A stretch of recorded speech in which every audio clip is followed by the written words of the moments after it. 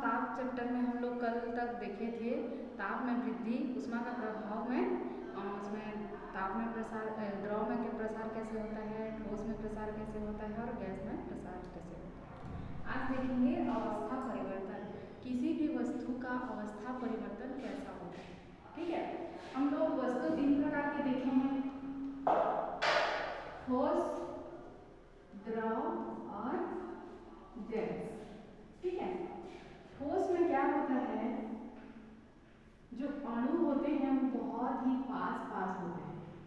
ठोस के अणु बहुत ही पास होते हैं और ऐसे कंपन करते रहते हैं अपनी स्थिति में गति करने के लिए। ठीक है, ये इतने पास होते हैं कि इनको कहीं भी जाने की स्वतंत्रता नहीं होती है, वो उनका माध्य स्थिति होता है। ठीक है, ठोस के अणु बहुत ही ज्यादा क्या होते हैं, पास होते हैं। उसी प्रकार द्रव के अणु क्या होते हैं, थोड़े से दूर क्या होते हैं, थोड़े से दूर ठोस की अपेक्षा। ठीक है, और गैस के अणु जो होते हैं वो बहुत ज्यादा दूर होते हैं। गैस के अणु क्या होते हैं, बहुत ज्यादा दूर होते हैं। तो क्या होता है इसमें, जब अणु होते हैं इनमें, ये अणु आपस में से सटे हुए होते हैं और कंपन करते रहते हैं। ठीक है, उनको जो भी ऊर्जा जहाँ से भी मिलता है वो वहीं पे स्थिर रहते हैं। ठीक है, तो क्या होता है, ठोस के अणु को कहीं भी जाने की स्वतंत्रता नहीं होती है, वो अपनी स्थिति में उसी प्रकार बने होते हैं। और द्रव के अणु क्या होते हैं, द्रव में ही इधर उधर गति करते रहते हैं। जबकि गैस के अणु क्या होते हैं, बहुत दूर होते हैं, इसलिए उनको कहीं भी जाने की स्वतंत्रता होती है, एकदम फट से कहीं भी वो चले जाते हैं। इसलिए तो गैस ज्यादा फैलता है। ठीक है, क्योंकि इसके अणु बहुत दूर होते हैं तो वो कहीं भी आ जा सकते हैं। तो इनके बीच में जो आकर्षण बल होता है, ठीक है, इनके बीच में आकर्षण बल है ना, इसीलिए तो ये पास है, ये थोड़ा सा दूर है, ये ज्यादा दूर है। तो गैस में आकर्षण बल सबसे कम होता है। ये जो आकर्षण बल जिसको हम कहते हैं अंतराणुक बल। ठीक है, अंतराणुक बल गैस में सबसे कम होता है, फिर द्रव में, और सबसे अधिक अंतराणुक बल किसमें होता है, ठोस में होते हैं। इसलिए ठोस के अणु क्या होते हैं, ज्यादा पास होते हैं। ठीक है, अब क्या होता है, जब हम किसी वस्तु को गर्म करते हैं या उसको ऊष्मा देते हैं, ठीक है, अब ये स्थिति में इनकी ऊर्जा तो स्थिर है। अब जैसे ही इनको ताप दिया जाता है तो इनकी ऊर्जा में वृद्धि होती है और ये तेजी से क्या करते हैं, गति करने लगते हैं।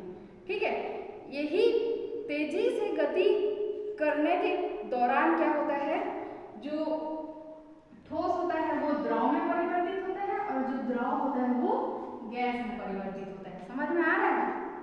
जब हम इसको ताप देंगे तो इनके अणुओं का जो अंतराणुक आकर्षण बल होता है वो कम हो जाता है और उनकी गति तेज हो जाती है। गति तेज होने के कारण ये ज्यादा जोर से हिलने डुलने लगते हैं और ये जो ठोस जो होता है वो द्रव में क्या परिवर्तित हो जाता है, या द्रव को अगर ताप देंगे तो वो गैस में परिवर्तित हो जाता है। ठीक है, ठीक वैसे ही ठंडा करने के दौरान, ठीक है, ये तो हम किसी चीज को गर्म किए तो उसके अवस्था में परिवर्तन हो। ठंडा करने के दौरान क्या होता है, हम ठंडा करते हैं तो अणुओं की ऊर्जा को क्या करते हैं, खींचते हैं, ऊष्मा ले लेते हैं। ठीक है, ऊष्मा को ले लेते हैं तो अणु के बीच की गति क्या हो जाती है, धीमी पड़ जाती है और क्या होते हैं, अगर वो गैस होगा तो वो द्रव में बदल जाएगा और द्रव होगा तो वो ठोस में बदल जाएगा।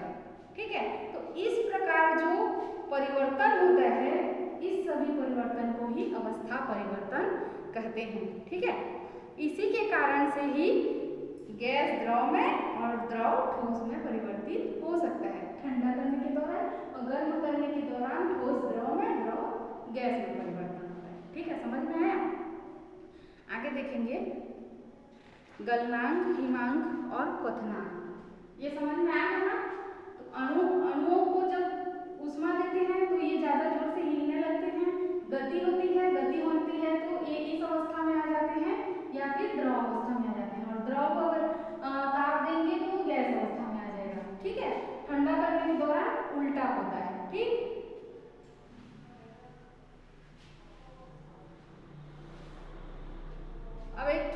आपका ये दिया है,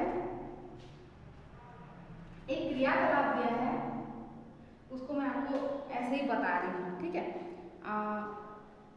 जब हम बर्फ को पिघलाते हैं, ठीक है, जब हम बर्फ को पिघलाते हैं या गर्म करते हैं तो क्या होगा, बर्फ ठोस होता है, ठोस से वो द्रव में बदलना शुरू करता है। तो उस दौरान गर्म करने के दौरान अगर हम उसका तापमान को नोट करते हैं तो तब तक वो उसका तापमान 0 अंश सेंटीग्रेड होता है, जब तक पूरा बर्फ पानी में न बदल जाए। अब हम उसको गर्म कर रहे हैं तो उसका ताप क्यों नहीं बढ़ रहा है, एक क्वेश्चन है ना ये।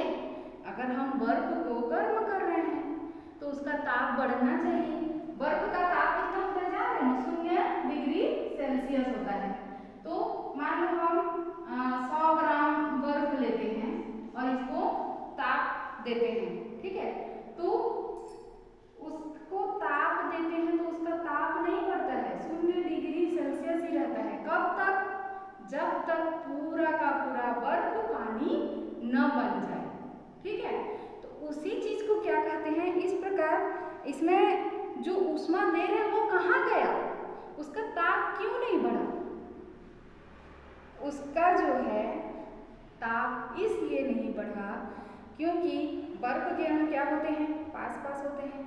उसको जब ऊष्मा देते हैं तो उनका जो आकर्षण बल है वो कम हो रहा है ना, कम होगा, वो दूर दूर होने लगेंगे। तो इसको जो ऊष्मा दे रहे हैं, ठीक है, उस बल को कम करने में सारी ऊष्मा वहाँ खर्च हो जा रही है, ठीक है, इसलिए उसका ताप नहीं बढ़ पाता है। समझ में आ रहा है।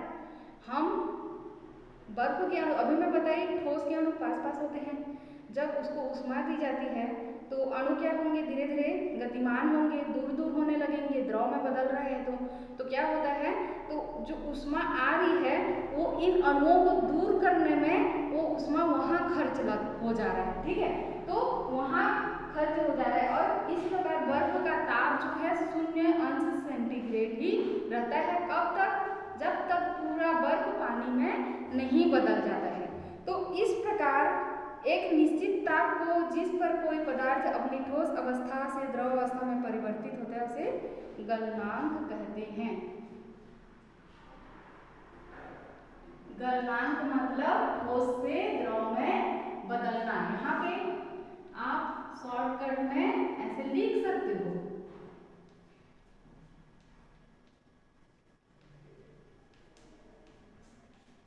वह निश्चित ताप, इसको लिख लेना,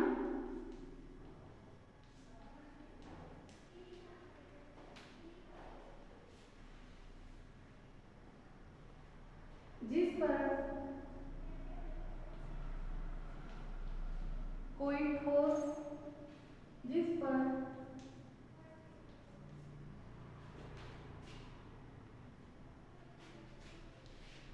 कोई पदार्थ ठोस अवस्था से द्रव अवस्था में बदलता है,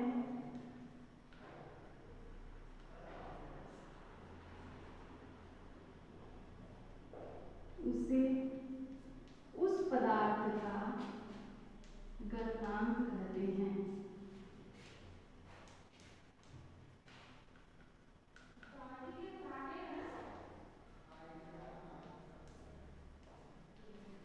ठीक है, वह ताप जिस पर कोई ठोस द्रव में बदल जाए।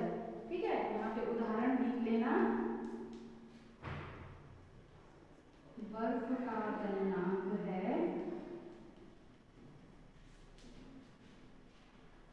0 डिग्री सेल्सियस।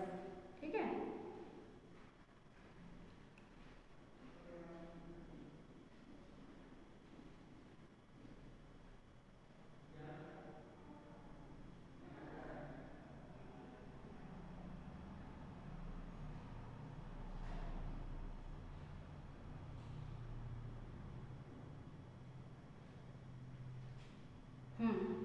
अब है एक और चीज, गलनांक मतलब ठोस से द्रव में बदलना।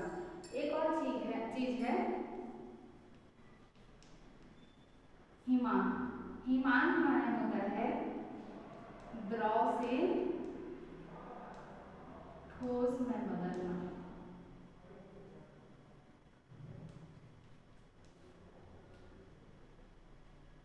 सेम परिभाषा है, बस उसको यहाँ बदल देना है। वह निश्चित ताप जिस पर कोई पदार्थ द्रव अवस्था से ठोस अवस्था में बदलता है उस पदार्थ का हिमांक कहलाता है। अब किसी भी पदार्थ का गलनांक और हिमांक हमेशा बराबर होता है। देखो यहाँ पे बर्फ को हम पिघालने में जितनी ऊष्मा दे रहे हैं, अगर वहां से उतना ऊष्मा निकाल देंगे तो वो ठोस में बदल जाएगा। ठीक है, वही दो किसी भी पदार्थ का गलनांक और हिमांक सदैव क्या होता है, बराबर होता है। ठीक है, तो इसका भी परिभाषा लिख लेना आप लोग। वह है निश्चित ताप जिस पर कोई पदार्थ द्रव अवस्था से ठोस अवस्था में बदले वह उसका हिमांक कहलाता है।